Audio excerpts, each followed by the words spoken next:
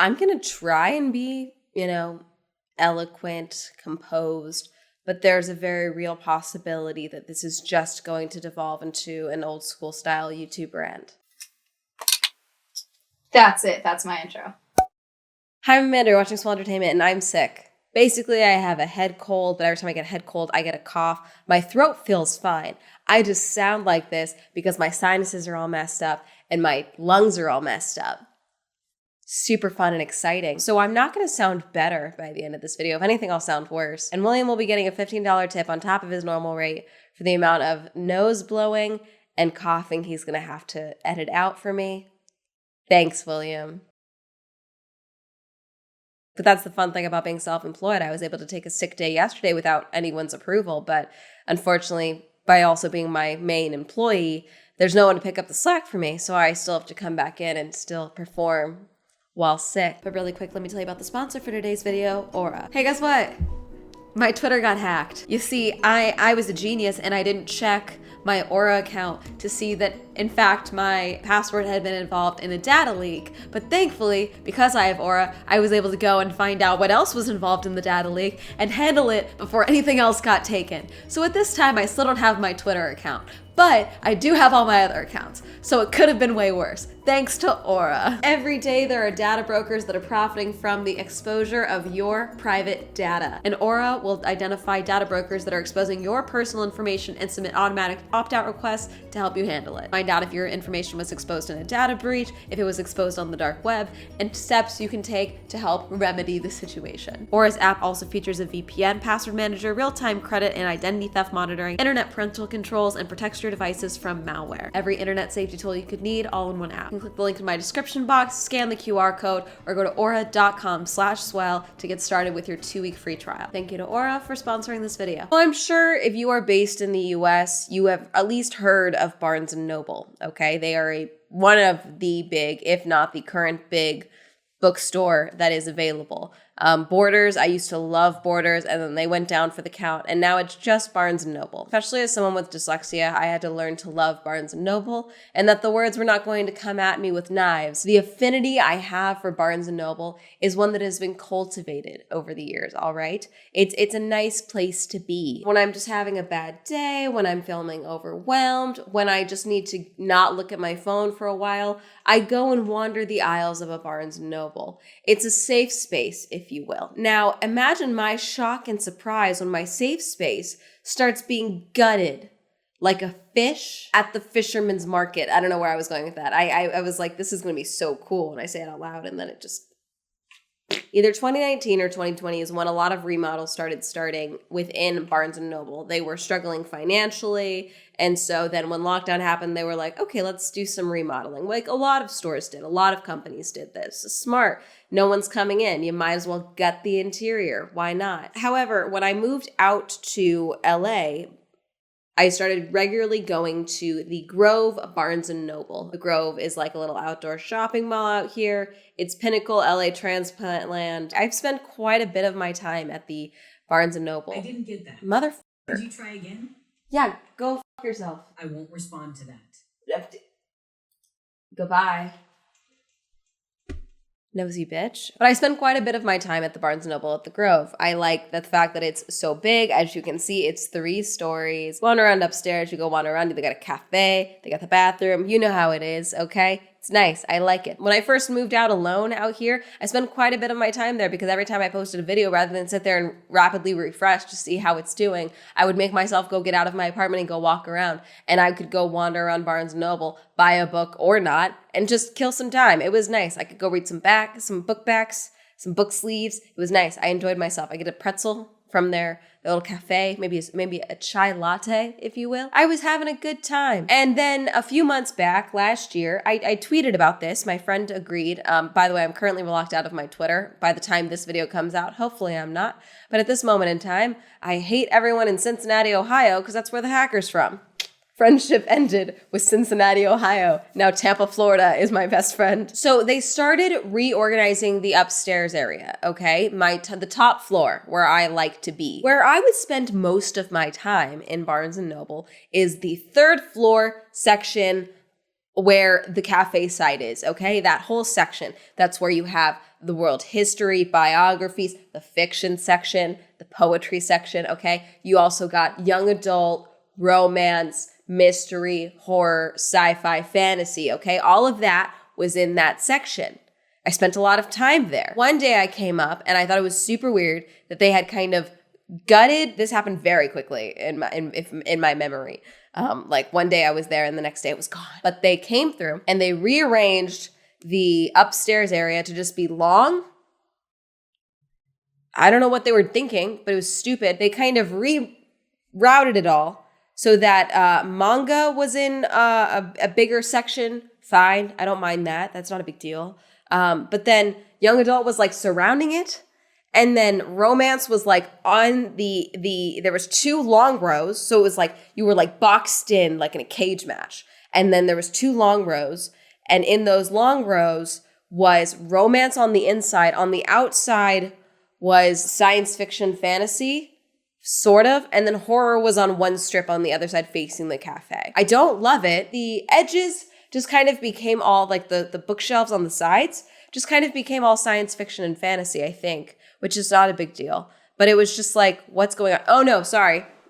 Outside of those, on this side was mystery and suspense, I believe. Mystery, thriller, and suspense. Prior to that, horror used to be in the walls. Same with sci-fi and fantasy. So they just kind of rerouted that whole, at least that section, okay? I'm not a fan. I didn't like the rerouting, but I got used to it because they left it there for a few months. I got used to that, but I thought I got off easy because the manga section also, they added display cases for toys and figures, which is fine. Have those, but like, why there? You know, I get that like that's it, the Barnes & Noble at the Tustin Marketplace where I'm from. They have those things there too, not in the same setup. Well, they might now. Oh God, I haven't been there since Black Friday. Oh God, what's happening over there? If this is happening here, I don't like it. Swell has problems with change is like the new takeaway from this, I guess. No, this looks stupid. I hate it. That happened. And then about 2 weeks ago now, I walked in there and there was plastic on things and things were taken down. And there was all these shelves, these new shelves, wrapped in plastic, ready to go out. Big men moving things. Store's still open and operating, but they're doing the remodel. And I got nervous. I don't know if I'd ever mentioned the Book Talk article or the article on Barnes & Noble in my Book Talk videos because I think it came out right after or so. But basically, Barnes & Noble was dying prior to the pandemic. During the pandemic, after lockdown, they saw a resurgence. The article basically did not mention Book Talk once. However, do I think that in lockdown, a lot of people needed something to do and they picked up reading again because it was either read or fall off the wagon and dive back into, alcoholism? Yes, I do think that happened. Or I do think that Book Talk played a massive role in the resurgence of Barnes & Noble, especially when authors started kind of being forced into posting more on TikTok and the like musicians and all these other people that we've spoken about, of how TikTok has messed with the music industry and the book industry and all this stuff. To say that TikTok has not had an effect on Barnes & Noble and how authors engage with their audiences and how they promote themselves just is not accurate, I don't think, especially because a lot of authors have said that the Barnes & Noble ranking is very important within the world of authors, apparently. So once readers hear that, they start instead not just supporting mom and pop shops, but also going to Barnes & Noble because this will help my author get a better deal in the future or hopefully write more books, that type of thing. To say that it has nothing to do with Book Talk, I think is idiotic. This is from the New York Times. With stores closed, Barnes & Noble does some redecorating. Retail locations shuttered during lockdown, so the company spruced up hundreds of its stores as the first step in the bigger plan. I don't think that Barnes & Noble at the Grove did a lot of sprucing because I had been there prior to this. I do think they rearranged some tables, maybe, things like that, but nothing drastic, nothing traumatizing. Basically, the whole point is that before lockdown, the new owner of Barnes & Noble or the new head, what have you, decided we need to spruce up these stores. They need a newer look, and this is what they came up with. And now it's just the Barnes & Noble at the Grove's turn on the chopping block to get a facelift. It's more open. That's the point. The shelves are a little taller, a little more lighter color, and then the overall layout's supposed to be more open. However, what's happening at the Grove is that the remodel looks like if the Minotaur liked to read. The labyrinth is what's happening. I went there a few days ago, and I was walking around. I had gone to a movie. I went to go see A Good Person. I love Florence Pugh. I like Morgan Freeman. I tried to like the movie. I walked out after about 30 minutes. I was just like, this is not good. And I was like, I'm here. So I went and walked around Barnes & Noble and was just seething with rage at the layout and everything. I looked for an hour to try and find the horror section. I couldn't find it. I checked every single floor. I found sci-fi sprinkled all around. I get you're in a remodel, you're moving things around, but like something. The remodel has been going on for quite a while now, at least 2-3 weeks, maybe. 2 weeks, maybe.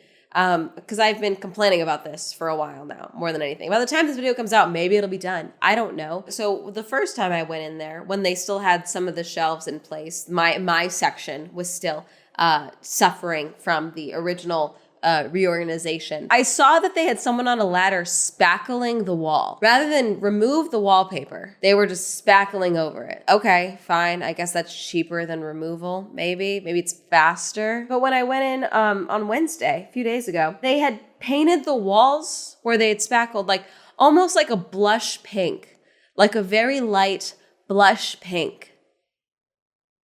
What? A deep green would have been bitchin'. I don't know why you went a blush pink. These are the new shelves. And then, this is... We need to discuss the carpet. The new dentist office waiting room carpet that they are putting into Barnes & Nobles. That's what we need to discuss. This is a matter of taste and national security. Okay, look at this ugly. The green is the old carpet. The baby vomit beige brown thing is the new carpet. Just get new green carpet. I get it's dirty. I get it's old. Replace it. The end. Why get this ugly? It'll hide stains better. That's all it'll do. It's not appealing. It looks stressful. I don't like it. It's ugly. It's disgusting looking. Ew. I hate it. I hate it so much. So they've basically gutted the entire children's section, and they've kind of made it into, I don't even know what they're going to do with the children's section, because there used to be like a place to sit in the children's section. I don't know where they're putting seating areas in this. I don't think they're doing seating areas at all. Before they used to have chairs, at least in the big windows. If you've never been to the Grove, they have, because on the third floor especially, there's some beautiful windows that overlook into the Grove itself. They used to have a bunch of wooden chairs out there so you could sit. I used to always find one or try to find one. Never did because they're always taken, but it's fine. But there was at least an option of chairs. People would just sit there and read or work or do whatever. Is this whole just thing like a big way to kind of try and think that, okay, well, if we do it this way, there's no place to put chairs and then no one's going to read anything here, so they'll buy more stuff? Because that's stupid. Have you met someone lately? We'll just sit on the floor. We don't care. And I'm going to buy the book anyway because I'm insane, you know? I have a problem. I'm not even... So that's my to be read pile over there underneath the pile of clothes. That's a whole rack, okay? Just full of books. I keep adding to it like an insane person. I'll buy the book anyway. If I read a chapter, maybe, if even that, at your store, you're welcome. I livened up the place. I was there looking cute. You're welcome, okay? You know, God. I'm hoping that they just weren't out yet. I'm hoping they're going to have places for children to sit.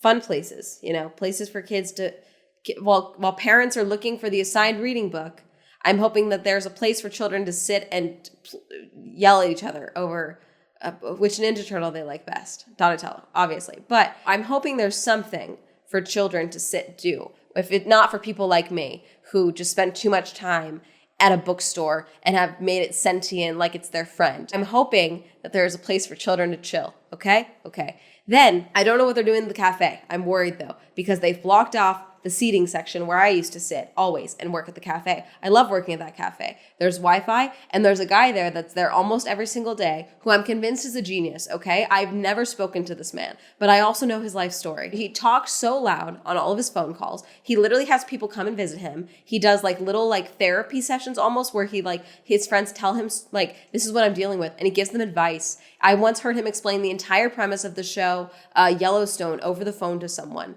I think this guy might be a genius. I have not seen him there since the remodel started. I'm worried that you guys are ruining the vibes and that my genius friend, who I've never spoken to, is not coming back. Okay, do you guys see what you're doing? You're messing with the vibes. That's a capital offense. to mess with the vibes. The cafe's blocked off. It's not the same. I can't go and work there now. It's not happening until I know what the cafe is going to do. I'm hoping you at least get rid of that stupid bench seat because that thing kind of sucked. I mean, I'm fine with that. But like, you guys can leave up the random posters of books on the walls that are like wallpaper. Leave those up. Those are fine. Those are fun. Why not? Leave them, you know? They had character. So some of these images I'm looking at, they're more open, okay, in certain areas. I get it. Why you think that would be enough. However, with the design at the Grove, because of how big that upstairs space is, it also looks like they have gotten rid of the book readings, book signings spot at the Grove. Now, that was always a big deal in my view, that they had that designated area all set up all the time because they weekly would do book signings and stuff. I don't know where they're putting it. I don't know where they're moving it. I don't like it. So as of right now, from what I can see, they've gotten rid of that section. Now I'm saying what I can see because a bunch of stuff is still covered in plastic at the time of me recording this. I don't know where they're moving that. However, it looks like they have moved the cookbook section up to the 3rd floor where the kids section was. So I think that they might make that 2nd floor the reading floor, which also sounds, if that's the case, that's stupid because you got a lot of foot traffic going through there because it's the 2nd floor. People go up, they go to the escalator. Why am I slightly blurry? They also have this section blocked off here right now, which is across the way, which has always just kind of been like a little bench sitting area, you know, that type of thing. And then like, oh, hey, we've got stuff for sale here. That's also been there. That's blocked off right now. So I'm assuming they're just trying to control the flow of traffic or whatever. But yeah, when I said that this is like if the Minotaur loved to read, I mean it. I was walking in this area. There was whole sections where no one was around. Like I could stand where I was and not see a single sales associate. Now, I'm not saying that I'm going to steal things or that I have stolen things from Barnes & Noble, but I'm saying that if someone really wanted to steal a book from Barnes & Noble, it would be incredibly easy with this layout. Like super easy. Are you guys adding more cameras? What's your plan? Because there are whole sections where it's like, it's more open. No, it's not. There's a lot of blind spots in this bitch now. Have fun. My guess is this is going to be like when I went from, can I say this? It's been a long time. This is going to be like when the Carters that I worked at moved and became a Carters and an Oshkosh Bagosh. Our shoplifting tripled when we became an Oshkosh Bagosh as well. They're all owned by the same company. Yes, I worked for those companies. This is forever ago.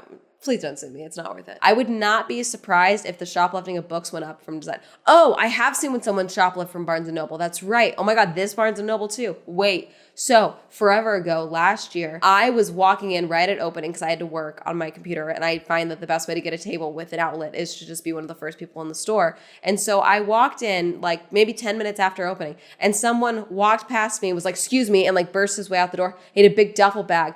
And the thing was going off, and I was like, "Oh my God, what's going on?" This guy had almost an IKEA bag size of books. I don't know what he did. I don't know if he walked up, took a thing, did. There's no way he bought those all. Because with the way he was sprinting, there's no way. That guy times 40. That's what you're gonna be getting. So the Thursday before this video came out, I went back to Barnes & Noble, and this is the current state. The cafe is currently closed because they're doing a full remodel of that corner. These are the old shelves. This is how they're currently like breaking down where everything is. And then this is kind of the state as you can see on the ground. They're just movable. So right now these are the old shelves. These are the new shelves that you can see. They're much taller, more blind spots. Okay, I'm in where the reading section used to be. It's basically a toy store now. Like this whole section is just toys.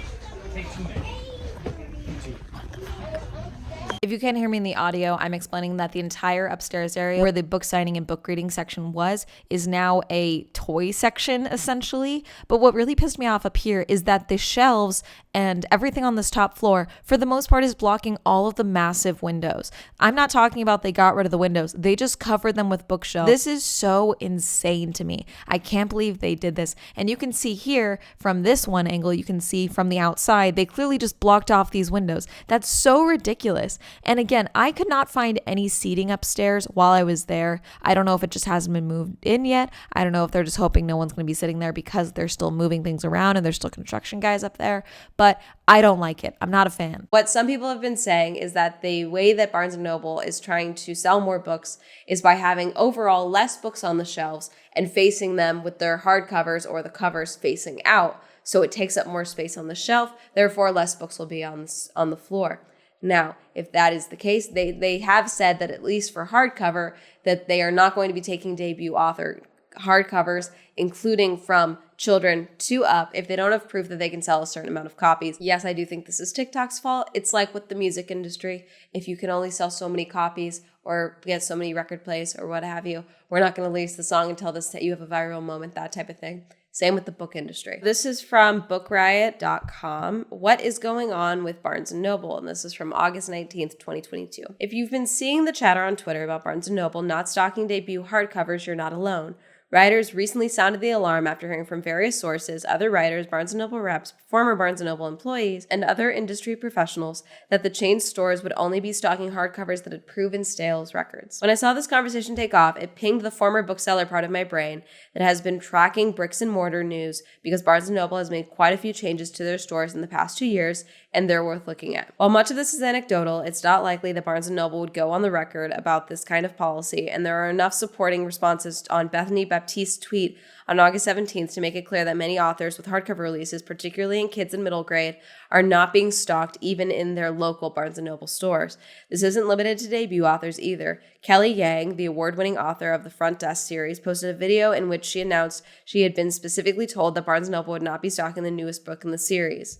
Scroll through the responses to Baptiste's tweet, and we'll see many others with the same story. Independent publisher Disruption Books weighed in to note that this holds true for their own experience. Barnes & Noble is a key piece of the in-person bookselling world. Despite Amazon controlling the lion's share of the book sales in the US, everyone in publishing, including indie bookstores, seems united in agreeing that without Barnes & Noble as even a small counterweight to the e-commerce behemoth, bookselling as we know it would be doomed. As Ellen Adler, published of New Press, told the New York Times, "It's funny how the industry has evolved so that they are now the good guys. I would say the rehabilitation has been total. And while highly selective buying practices are par for the course, it's impossible for any store to carry every book published, and any store has to be able to select what they believe they can sell. With stores across the country, Barnes & Noble fills an important role in the ability of readers to discover new authors.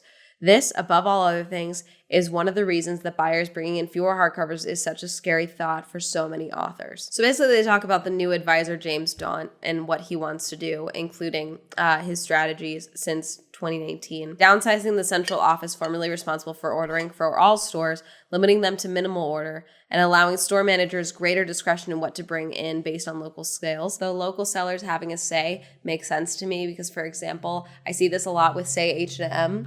H&M, depending on which store I go to at which mall, which area, which location, really depends on what I see in the store, I would say, at least as far as like more monochromatic colors go, more business formal versus like the young, hot, trendy stuff. It's more like workwear and things like that, specifically for women. I don't know what the men's section is doing.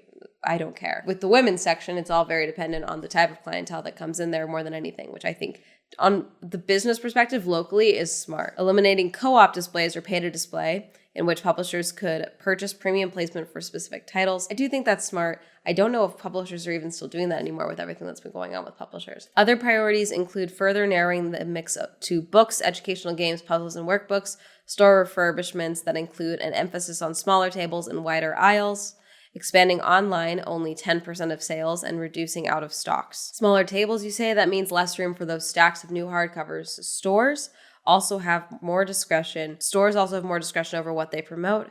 And if you don't already know, the retailers are dedicating those spaces to sell titles that are, say, hot on Book Talk. You do now. It's smart business, there's no doubt. Customers, especially teenagers whose dollars retailers are hungry to acquire, are now just as likely, if not more, to come in looking for a book they saw blowing up on social media as an older customer might be to look for a book they saw reviewed in the New York Times or heard about on NPR. And those books that are blowing up on Book Talk, not necessarily debuts or hardcovers for that matter. Many of them are books that have been out for years, and the new readers are only just discovering them thanks to magic algorithms. I'm not saying it's all TikTok's fault, but a lot of it's TikTok's fault. I didn't talk about the TikTok ban, the bill. It's not just a TikTok ban. The bill is fucked. Could I live without TikTok? Yes. Do I think TikTok should be banned? Not particularly. Do I think that bill is a infringement on the rights of individuals of the United States? And it's not just a TikTok ban? Yes, 100%. Fucking call your representative. The new layout I hate, okay? I don't know how much of it is going to be the issues with this, but obviously if you're tired of seeing authors like shilling and shaking their ass for their books on TikTok, get used to it because they're going to have to do it more because they need to be able to prove that their books will sell at Barnes & Noble. That's the main point of this video is I hate the remodel. Also, capitalism, money, booksellers, and especially as someone who is in the process of writing a book and would maybe one day like to see it on a shelf in Barnes & Noble. These are things that I look at and keep an eye on.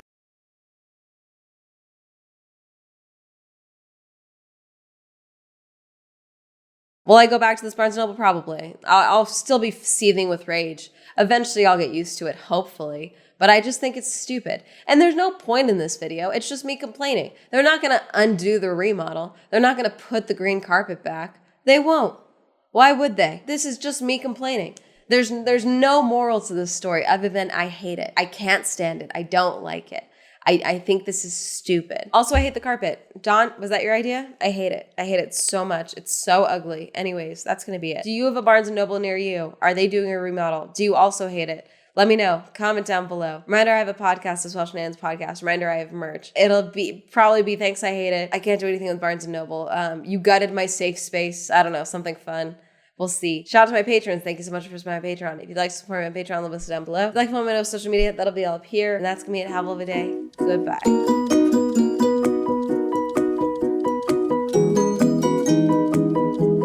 I swear if they cut the cafe and they cut out that back section and it's just that little front section, I'm going to be pissed. Thank you, Andrew, Alan, Cameron, Christopher, Chris, Crispy, Crispy, Crash PC, China, Dirty One, Don, Donnie, Elliot, Evan, Eric, Eal, Hopeless Homer, Incognito, Isaiah, Joe, John M, Jordan, Joseph, Kenny, Kim, Kirsten Lamb, Lex, Lisa, Luis, May West, Madeline, Matt, Matthew, Meme Lord, Mia, Michael, Michael J, Michael T, Micah, Nathaniel, Pat, Penn, Richard, Rob, Rosie, Fred, Robert, Ross, Ryan, Sam, Serena, Skylar, Simon, Tasha, Timothy, Heavenly Plastic, Tenzin, Tom, Thomas, Qwerty, Victor, Randy, Winter, Wendy, William, Will, Zendry's Wink.